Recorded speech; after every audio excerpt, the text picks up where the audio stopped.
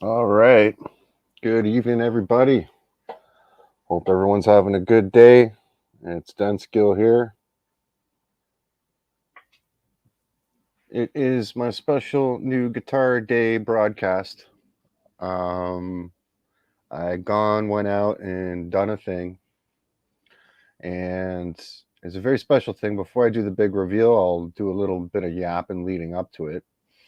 Um, just I guess, some questions to ask any of the viewers here as well. The topic of this live stream will be, uh, basically, how do you prevent new guitar days from happening unnecessarily? you know, kind of the gear acquisition syndrome thing is another bit of a topic involved. And Quentin's here in the comments, and he's confused. This isn't a sports show. It is a sport if you consider guitar chucking a sport. That's for sure. Um, and what up to Zach here as well. So, yeah, like I said, I went and gone and done a thing. It is a new Guitar Day stream. Anybody that follows me on Facebook or Instagram already knows what I've picked up today. But I want to talk a little bit about why I picked it up and like what the heck is going on, with all these guitars and like, every time people tune in or see a video of mine, they're like, "You got something new on the wall, or what are you getting next week?" kind of thing. And it's yeah, it sounds a little bit crazy, but it's not crazy. Like, it's not crazy because we're all guitar players, right? And we're already screwballs by half a definition anyway, half a degree at least. So what? Yeah, Quentin's got a good comment here. Let's see if I can make it appear on the screen. Yeah, Quentin, that's a good way to do it. Just look at really expensive crap that is just like way out of our league, right? Like that.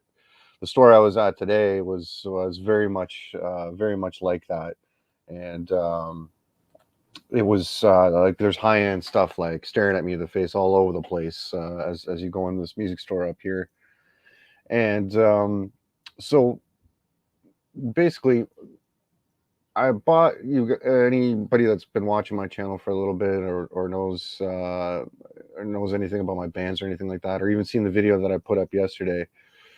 You might have seen that I recently got a Les Paul special double cut, custom shop edition. It was displayed. It was a NAMM show display guitar. It was like one of 12 different colors, a '60s color that they made. It was Pelham blue, and it's a great guitar. Still is a great guitar, but it's not with me anymore. I ended up taking that one back for a couple reasons. Um, One was I've had the guitar since December 2nd. It's now February 6th, so that didn't take me too long to get rid of that guitar. And you might be wondering, like, well, what the heck happened? What changed? Why'd you even bring it home, right? So the deal is this: there's a couple factors involved with me getting rid of that Les Paul. One was the neck. The neck was pretty skinny, which I didn't mind too much, and it had a bit of gloss on it, and it was really good for playing single notes and stuff. But for chording, the neck radius and everything like that, the more I played it for extended periods of time, like the more, I don't know, just crampy it felt. Like the upper fret axis and all of that was good on it, but um, I found I couldn't really dig into that guitar as much as I liked. Action was set up perfectly. It played like a dream. But it just, the necks are a very personal thing with guitars, for sure. And so the other issue I had with it was the pickups on the guitar, where there are custom Bucker Alnico threes, which were great pickups as well. Very barky, a little pokey in sort of the upper mid range, but overall lower output. Um, really great pickups as well. Really, altogether, the guitar had that. It sounded exactly like a Les Paul. So why did I get rid of it? Right. So the two things that kind of came to mind. One was I've taken it to one live rehearsal and one live jam, which you guys might have seen the video I put up about it yesterday. Um, So in those live situations where I'm playing with a band and where there's other instruments going on in a mix, and um, where I'm playing it for an extended period of time. So basically, the neck didn't cut it after playing it for an extended period of time. Like my hands just didn't feel that great playing that guitar for a long period of time, and the pickups didn't perform well for me in the context of a band mix. Um, it was they're very Les Paul-y, but lacking a certain type of Les Paul character that I look for. The third reason I got rid of that guitar is because I already have two Les Pauls. I've got a Les Paul Class 5 from the custom shop and a Les Paul Custom, which I've also featured on this channel. So there's a bit of redundancy in Les Paul land. So I had three Les Pauls. How many do you need? Depends who you ask, right? Let me know in the comments how many Les Pauls or how many guitars is too many. If my brother's watching, I know what his answer is. So yeah, I kind of fell out of love with the guitar, having it since just over 2 months, and I was played it quite a bit over that time. Recorded, I wasn't happy with the recording results of it either, to be honest. Not the most versatile specimen this particular Les Paul was. So I came back from that jam just sort of more solidified, feeling like, oh man, I spent all this money on a custom shop Les Paul, and I'm not in love with it. This thing, this thing should be making me breakfast or something, right? Like this guitar has got to be the greatest thing ever for the amount of coin that I dropped on it. But really, it was kind of I just didn't gel with it. Like the mojo was in the guitar, it wasn't a question of that. And the other really silly thing about that Les Paul Special is where the strap button is located. It's right sort of in the back where the headstock meets the body. And playing it live and standing up for a while, the darn strap button with it, if you got a nice Schaller strap lock on it, the knob sticks out. Man, I got a nice little welt on my belly going going after a while there. So that wasn't fun. So I made up my mind to try and take the guitar back to the place that I got it and see if they'll take it back, maybe charge me a restocking fee and give me something else that I wanted. So that kind of leads me to what is that something else and what did I want? Well, pardon me.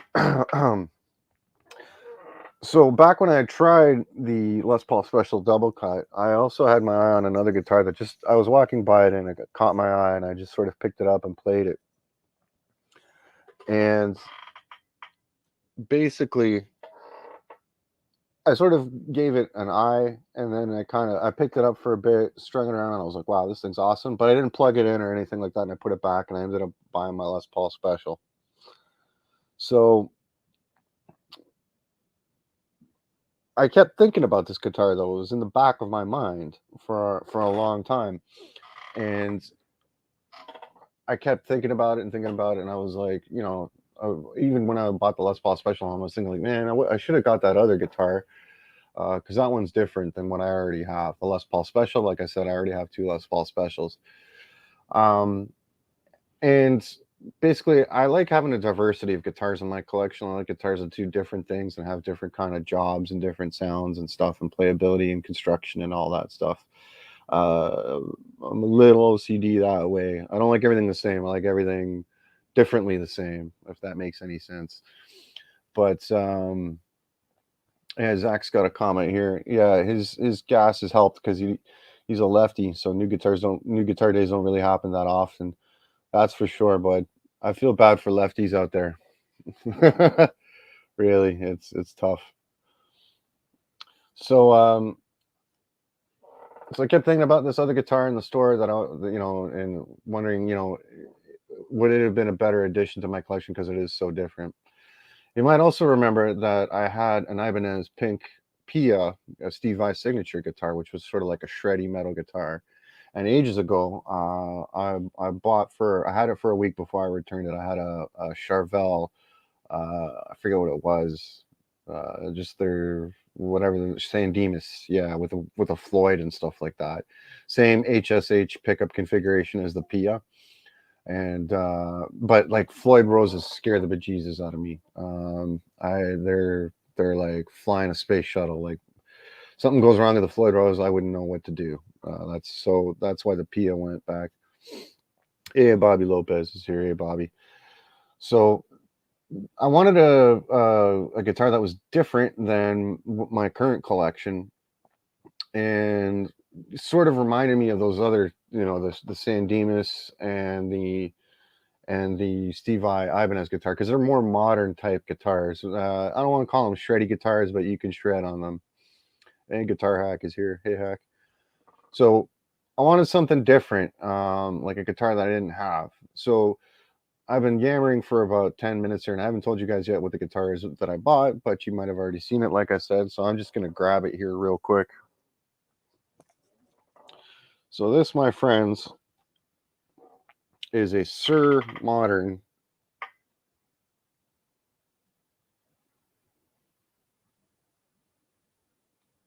in Curly Koa.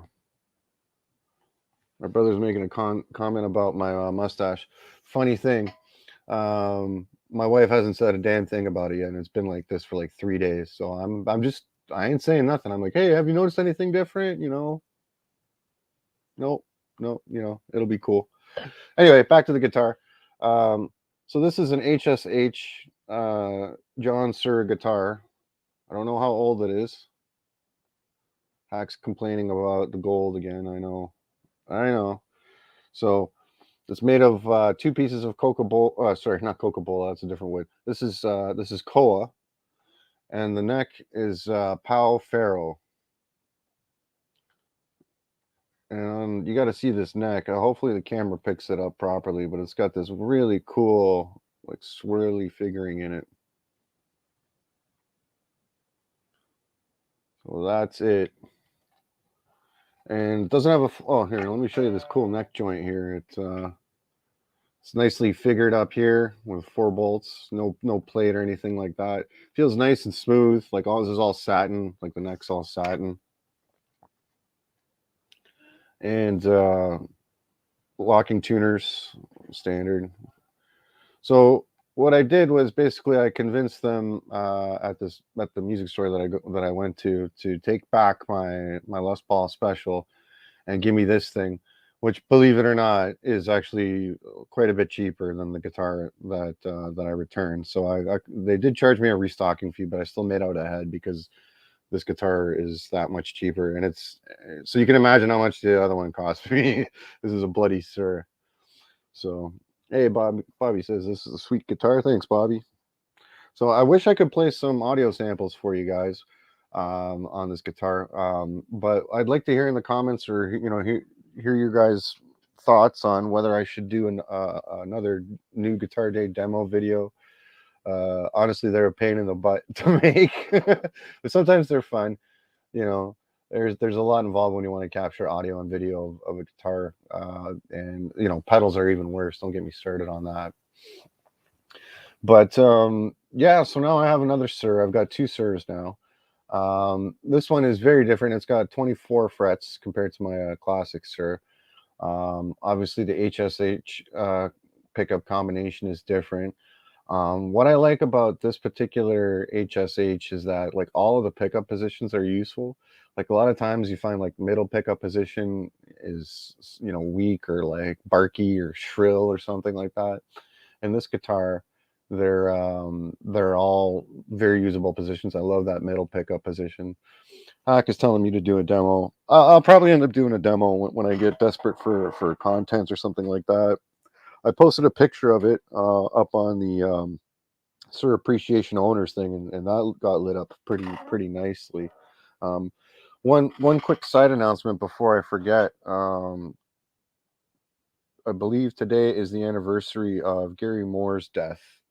In guitar related news, passed away in 2011, I believe. So hey, Clive 54 is here. Yeah, okay, fine. There's at least 2 votes. Yeah, and Quentin's saying that they don't recess the trem plate. That is rather annoying, Quentin. I have to agree. For a guitar this level, it's like, just come on, guys, just drill that or grind that little bit out and shove it in there so it's nice and flush. I kind of prefer it that way. Um, but I've been a big fan of John Suhr guitars for a long time, and I'm a big fan of Gary Moore as well, for sure. Um, so yeah, the Suhr guitar brand is one of those brands that's sort of in that Tom Anderson kind of like boutique arena. Um, a lot of those folks are, or sorry, a lot of those guitars are out of reach, and I barely reached this one, but it does sound. I don't know how to describe it. It's not like it's got tone, like it sounds like a Strat, but like really, really amped up and enhanced. So once I put a demo together, you guys will hear it. But let me hear you guys in the comments if you're a fan of these fancy type guitars, and how long. Let me ask you guys this: how long does it take you to figure out if you like a guitar, and if you want to keep it for forever? Like, is it something you can find out in the store? Um, is it something that you can only find out when you get it home? Is it are you buying guitars based on specs and then finding out that they're bricks, after a while? That's interesting to me. Because yeah, I've had guitars, like for me it takes a little while, and like I got to run it through my rig at home, and I've got to play it live. Like I got to play it in a band context to see how it feeds back, and just see what it's like to play like song after song for extended period of time, see how much hand fatigue builds in. I fully, I fully suggest. Yeah,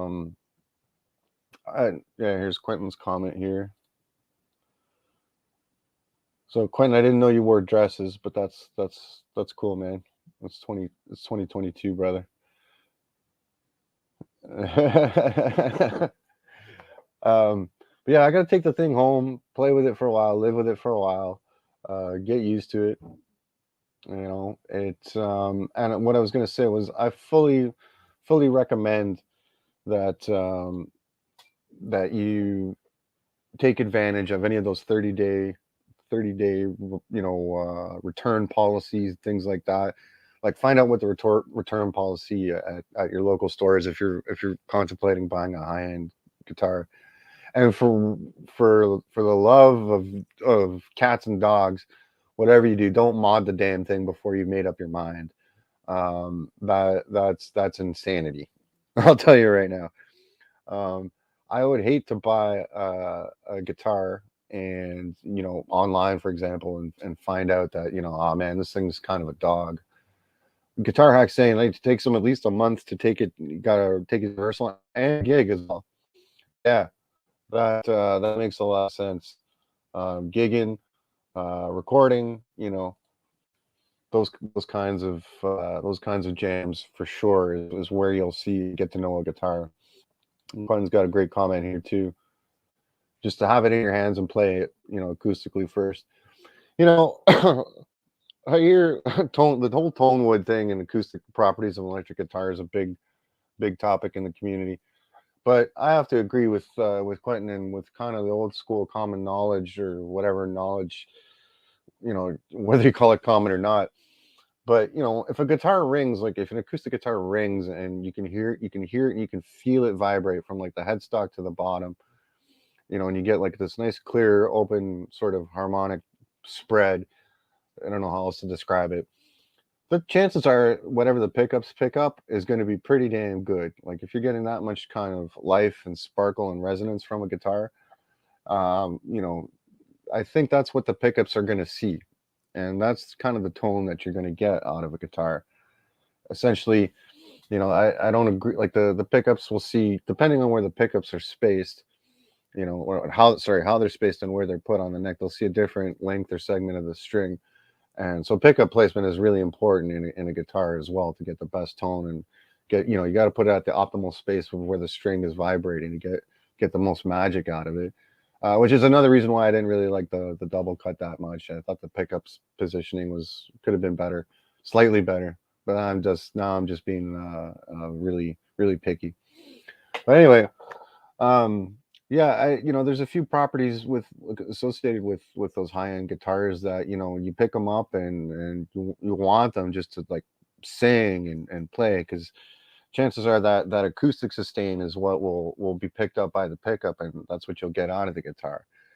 Um, another reason I picked up this Sur and liked it better than the double cut is because, you know, I with the modern guitars versus the vintage ones, there's like a little more accommodations for, when they say modern playing, I just mean like modern conveniences, like there's a little more real estate between, up near the, the dusty part of the fretboard, so the shreddier higher note playing guys can get up there quite easily.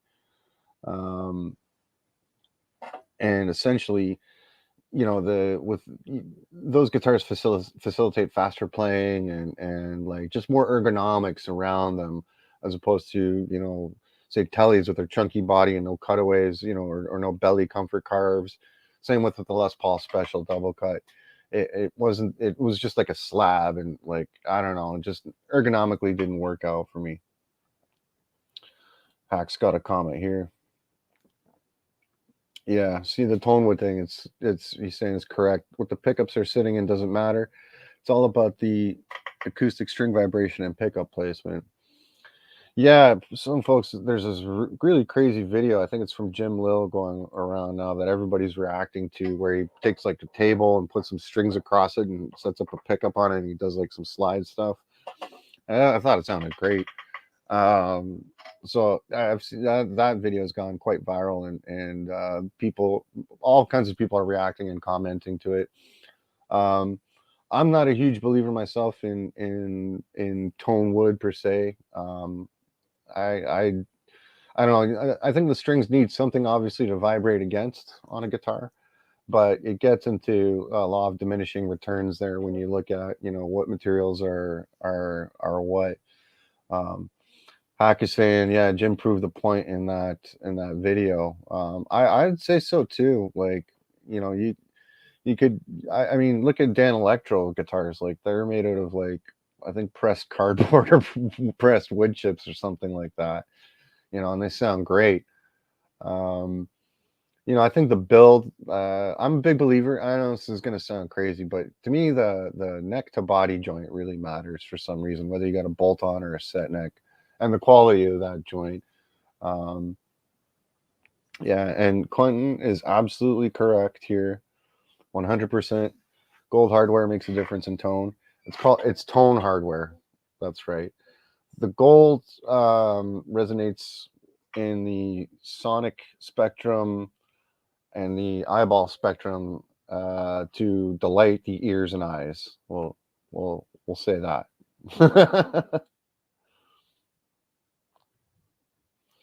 And Zach's saying he's got two handmade acoustic guitars. Should it to your brother. Yeah, I love acoustic guitars too. Hack just got an acoustic guitar. Acoustics are a whole other can of worms, obviously, with, you know them being primarily, acoustic instruments, obviously. And so the wood is tone wood for acoustic instruments, because of the material properties, different material properties that say mahogany and rosewood have, and the different ways they vibrate. That's where you're getting your acoustic tone from it. So yeah, I love acoustic guitars, and boy, I thought you could spend a lot of money on electric guitar, but acoustic guitars are just as crazy, if not crazier. The store I was at today, like, they had a room, two rooms, one room just for Martins and another room just for Taylors, and I felt my wallet start crying when I just opened the door and walked in. It was like, get out of here, like, my hair fell out, like, it was crazy. It was crazy. So anyway, here's a great comment from Clive Clav. Black and gold is sexy, just saying. Yeah, man, brother, I agree with you. You know, I used to have a P bass that's now in the hands of my bass player for retro phase, but it was black with a gold anodized pick guard on it and a maple neck, and it was just stunning. Super fun, super fun. Yeah, Bobby's saying run. Yeah, depending on the source, why do I even go there, right? Like, you know, hey, I'm just gonna take a look around, and oh shit, there goes, you know, 5 grand or whatever, right? No, I'm just kidding. Although my brother has been with me where I've just seen guitars and just been falling instantly in love with them, and that's happened twice when we were at the same store when I was with Hack. One time I bought a PRS single cut 245, which I kept for about 2.5 years actually. And the other one was my White Sir Classic, which I still have to this day.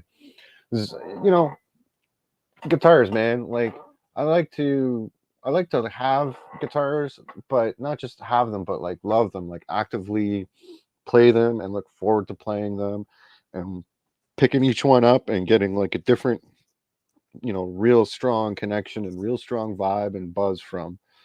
Um, the Les Paul Special double cut wasn't quite doing it for me. Like it wasn't this like aha big rush of like, ooh, now I'm playing the double cut now. I think, you know, everything's all right. It was more like, you know, I'm not. It sounds good. It sounds really good, but it's not evoking any kind of emotion or emotional response or playing response out of me.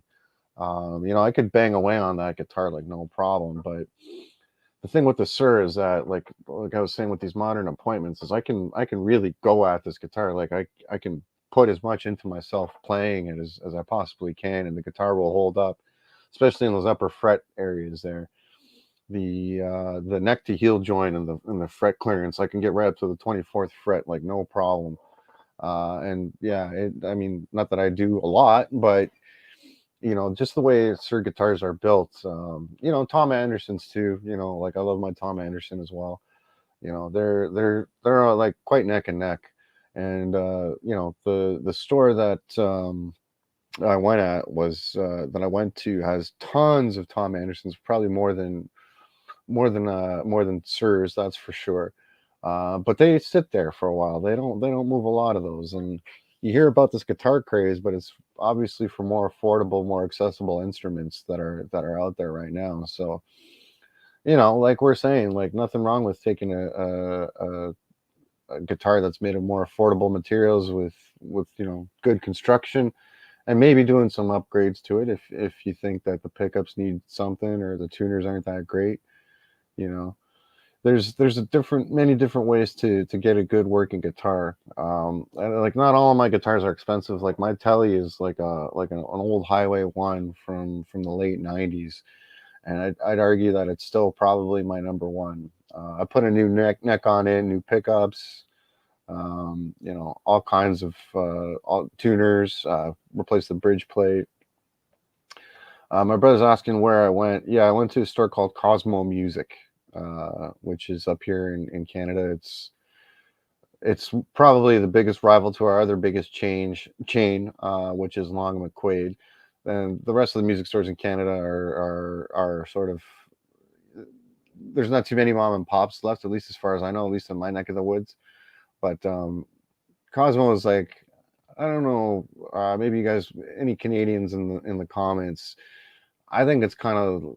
I've never been to the States. I've been to the States, but I've never been to Sweetwater or places like that. But it sounds like it's kind of the big. It's like Cosmo's like a big music superstore kind of thing. Like it wants to be like a mall for you know the be all and end all for all musicians. Whereas Long McQuaid is more of a chain and has different locations everywhere. There's only one Cosmo, and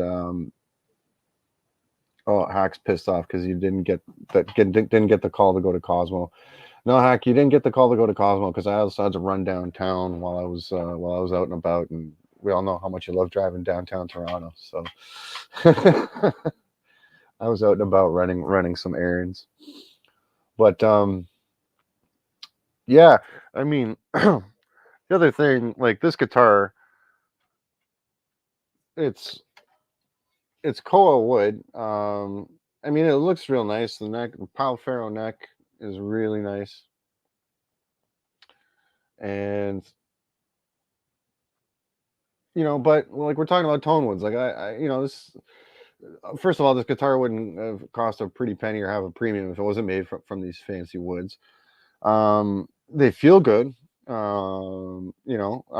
nicely sanded and all. Like it's all professionally done and finished and everything, nicely oiled. Do I give a crap that this guitar is Koa? Not really. I like the grain on it. It looks pretty sharp. I don't have any natural finished wood finish guitars, so that's another differentiator of this guitar for me. Um, I don't know if I can get the neck properly showing it up here, but the neck is just stunning. I guess when I do, now that you guys harassing me to do my demo video, I'll do one and I'll get some good old camera shots here of the neck. It's a nice medium profile. Not too thin. It's not like a shreddy sort of flat wizardy neck. It's I think it's exactly the same as my other Sir, to be honest. Um, it's like sort of like a happy medium, like not too thin or not too thick. There's no coil splits or anything like that. I would probably be redundant with a 5-way switch on it, right? And I brought this guitar home today and showed the wife, and she was like, "That is the nicest looking guitar that you own." And I said, "Thank you very much." Isn't that amazing? Get approval from your wife, at least on how a guitar looks. She only knows some of the prices and numbers involved, but that's why we have a good relationship and balance. um, I would like to know from you guys, whoever's watching out there too. Have you made any like guitar purchases that you like later regretted? That you were like, oh man, I'm not really getting on with this guitar. Um, yes. Oh, Bobby's got the best comment. I was gonna say. I'm just gonna throw this on the screen. Yes, Bobby. I was totally channeling Nuno when I saw this guitar. You're absolutely correct, my friend. Nuno's a big hero of mine and one of my favorite guitar players. So yeah, totally channeling the Nuno there. Um, but yeah, have you guys had any gear regrets? Like you buy something big and expensive and get it home and realize after a while that it's not what it cracked up to be. Um, it sort of I kind of felt that way a little bit after when I had the Les Paul Special. It was a little bit of buyer's remorse there too, because I spent a ton of cash on it and I wasn't loving it as much as I thought I would. So I kind of bought the guitar based on looks and what it was. Um, so yeah, it happens. Um, so yeah, I don't really like. I'm not into flipping guitars or like it's not like I get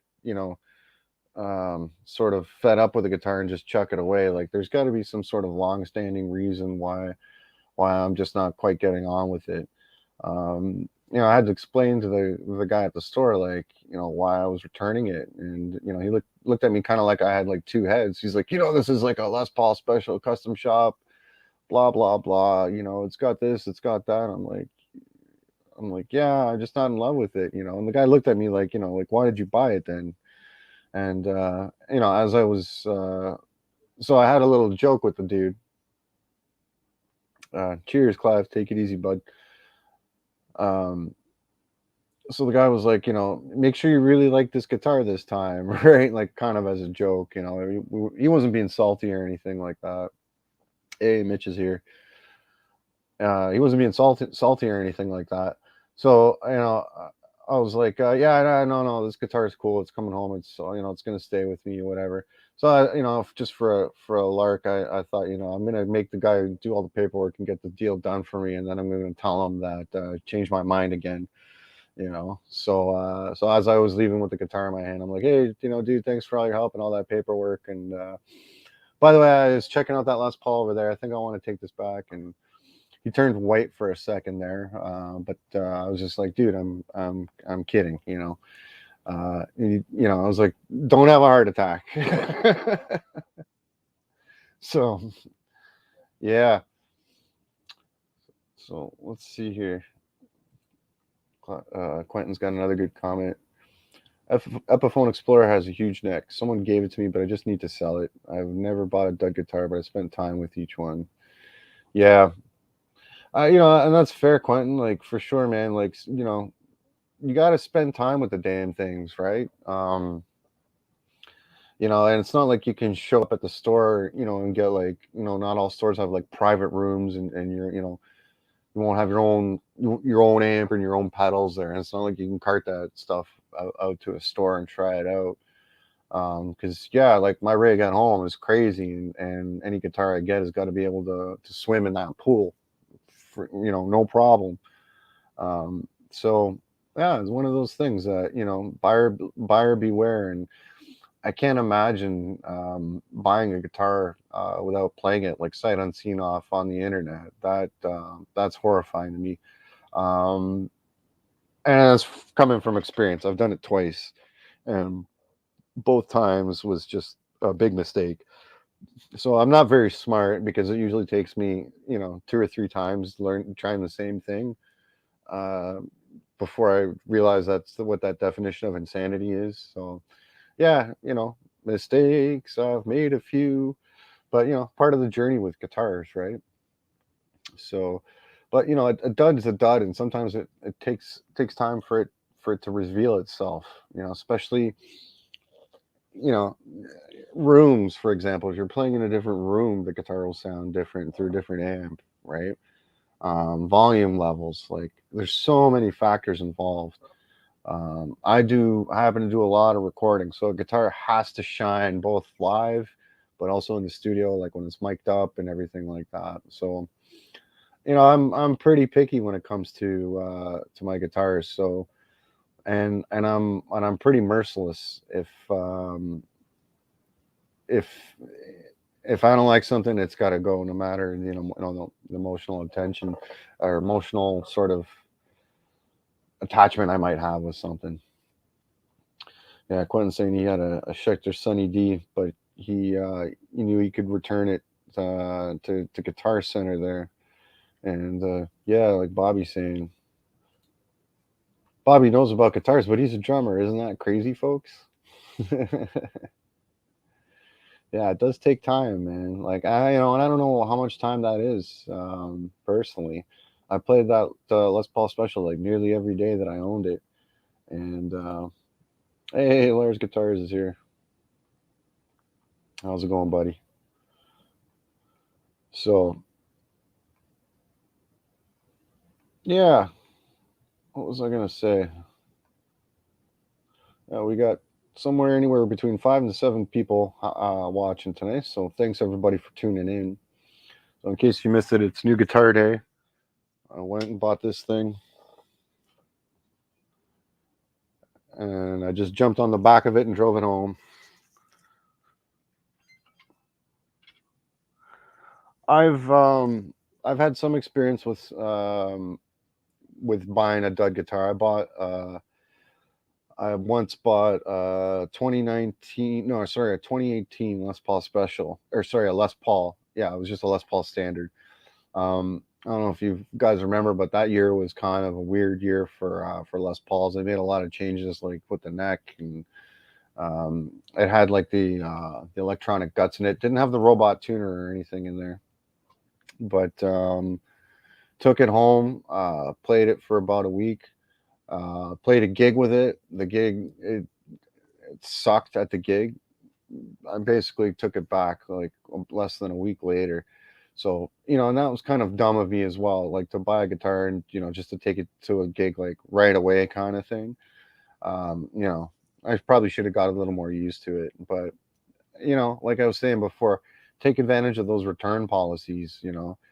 Um, it's a lot to ask for to, you know, drop that kind of coin and like make that kind of commitment on something that you want to keep the rest of your life. And you know, I think you got to be pretty sure of it, right?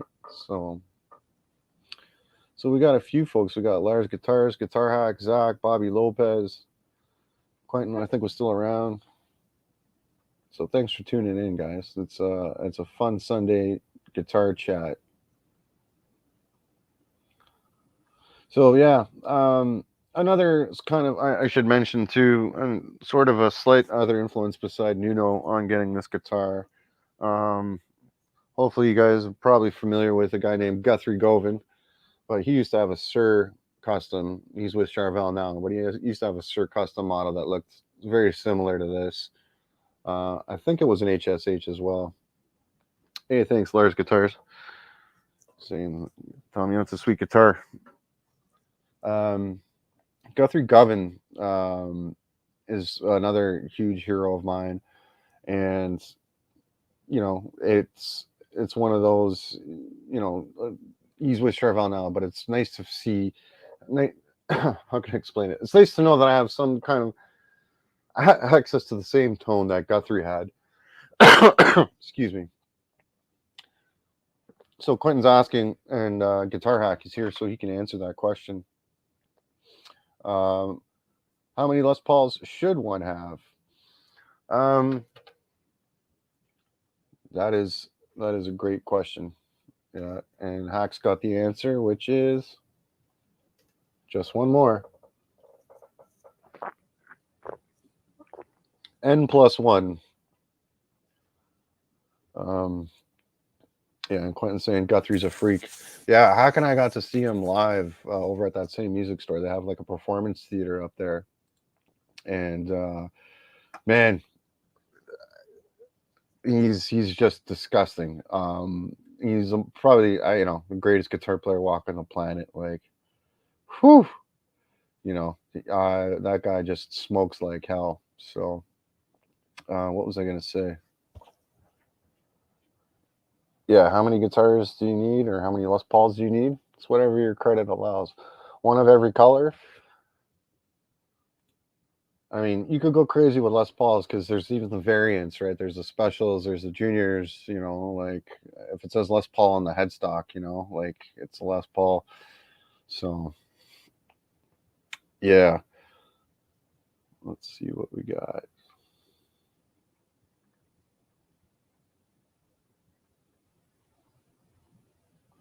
Right on.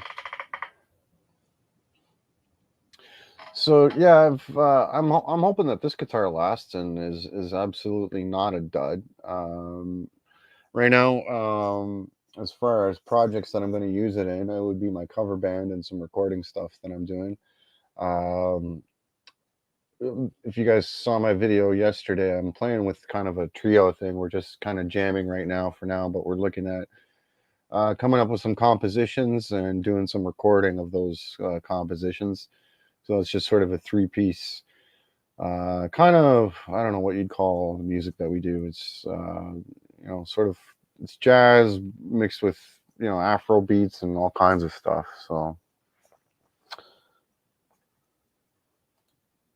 So Zach is saying Cosmo music. It's where you met Guitar Hack. Zach, I'm really sorry for you. It's just too bad for you, bud. I happen to be related to the guy. I'm kidding. I'm just kidding. Yeah, Cosmo Music is quite the store. I mean, if you're ever up in the area, it's north of Toronto, and it's quite the store. It's got, I mean, it's I think it's been under construction for forever though. Every time I go there, like there's like two floors of guitars and like all these little sub rooms, and like I said, they used to have like a nice auditorium with in there with a stage, like a performance hall type thing. But that stage has all got all kinds of inventory on it now, and they've turned the seating area into a sort of a guitar gallery there. And it's the acoustic rooms look nice, but the presentation for the electric rooms is for the electric guitars, especially the high end stuff, is kind of like, it looks sort of like a guitar fair, like that kind of thing. So so yeah, so Zach was the only guy there other than me wearing a Guitar Hack shirt. You're easily flagged then. Yeah. I'm gonna start walking around with my Guitar Hack sweater to see if strange people will be my friend too. So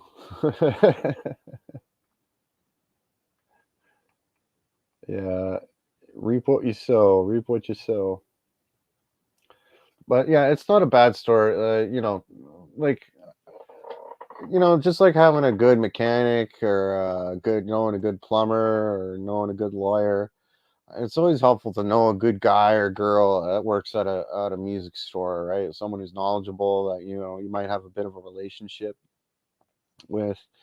You can you can pick their brain and not, get the information you need and get the support you need. Most importantly, towards saving a buck, as far as I'm concerned. And it's tough to get that kind of rapport going with a store like Cosmo, I find, unless you're there all the time and you're buying tons of crap. Um, you know, I, I've bought a ton of crap from there, so I was thankful that the guy could, he had to take my information, and so he could do the exchange for the Les Paul special, and he could look up in my account like how much I spent at that damn place. So I got treated with a little bit more respect, I think, than someone yelling at him about a pack of strings. Um, so that's a nice feeling, right? You know, Mitch is saying he wouldn't mind a Strat with the three single coils. One he's got is an HSS. Yeah, yeah, yes. Traditional Strats with three single coils is a great setup for sure. I'm a big HSS guy myself. My Sir Classic has an HSS setup. I just like I don't know, I'm programmed for some reason. I just love the idea of like kicking into a bridge pickup for an extra gear, an extra lead booster, some extra crunch on a rhythm thing. Which is weird because my Telly's was the only guitar I have with a single coil in the bridge, and it's got some heft to it. I mean, it still sounds like a single coil, but it does bark pretty good. Yeah, the this HSH configuration for this Sir is something something I look forward to messing around with quite a bit. Um, I've had, like I said, I've had Charvel San Dimas and the Ibanez Pia before, so I really like that pickup setup. The difference with this guitar is, like, I find, just like I was saying, all the pickup positions and selections are really unique. It's got these the bridge humbucker in particular is really powerful and pokey. I think the neck and the bridge are Doug Aldrich pickups, I think. So they're a little spicier. Uh, but the neck sounds nice and warm. They both actually sound nice and warm, not harsh at all. And the middle pickup, I'm just blown away with. I believe it's a Mike Landau, and it's got its own voice, and it blends in so nicely with the other two pickups in positions 2 and 4. So you know, yeah, you guys have convinced me. I'll do a sound demo of it for sure, and some glamour shots and some close-ups of it. So yeah.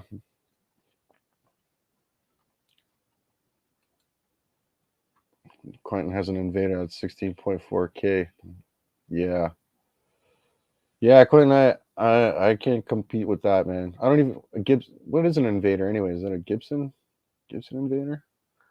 I don't know. All I know is guitars is very expensive. Very expensive, as my mom would say. But there's worse things that you can be addicted to, right, folks? So yeah. Well, with that, guys, I'm gonna cut the live stream here. I want to thank everybody for joining up tonight, and let's see here. Oh yeah, Zach's got a quick comment here. Oh, never mind. Yeah, Quentin's talking about the Invader 16 being 16.4K. That's the pickup. That's right, the Duncan pickup. Yeah, that's a spicy pickup. And Zach's just making a comment that he knows everybody at the Oshawa along McQuaid. That's a good thing to have, buddy. That's a good contact to have. That way you don't get any hassles when you're there. So, anyways, guys, yeah, thanks for joining. Quentin, Hack, Zach, everybody, Bobby, who else is here? Clive, Lars, Mitch, everybody that's joined today. I want to thank you guys for signing up and joining today's broadcast. Stay tuned for the new demo, and hopefully some new music and stuff will be coming your way, made with this beautiful guitar. Guys, have a great night. Take care. Stay healthy and safe. Take care, everybody. See you, Dale. Have a great one, guys. Take care.